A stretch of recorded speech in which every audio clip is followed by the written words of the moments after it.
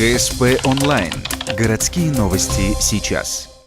Наравне с полуночными купаниями на реке праздник Крещения Господня отпраздновали днем. В Свято-Стефановском храме традиционно организовали баптистерий внутри здания. Окунуться в купель смогли все желающие без ограничений. В огороженный угол с купелью подходили по 5 человек, мужчин или женщин. Согласно церковным правилам, правильнее всего окунуться трижды. Традиция крещения восходит к евангелистской истории про Иоанна, который крестил в Иордане самого Христа. В Новом Завете это видимое явление Святой Троицы. В историческом контексте это имело еще одно важное значение.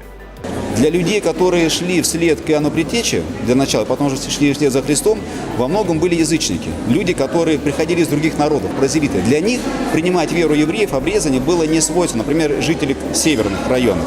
Для них это было, скажем так, отвратительное действие.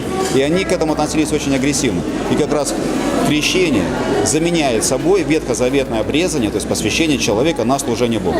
Ближе к полудню 19 января в храме собралось очень много людей. После торжественной литургии каждый смог поставить свечи или же набрать освященной воды. Кстати, в храме единовременно ее набрали до 3 тонн. Для многих важный вопрос: одинаково ли целебна вода в храме или же дома из-под крана? Настоятель храма подтверждает: благословенна вода в дни крещения везде, но вот освящена молитвами, в том числе тайными, лишь в храмах. Впрочем, для многих христианский праздник и без этого важная веха в году.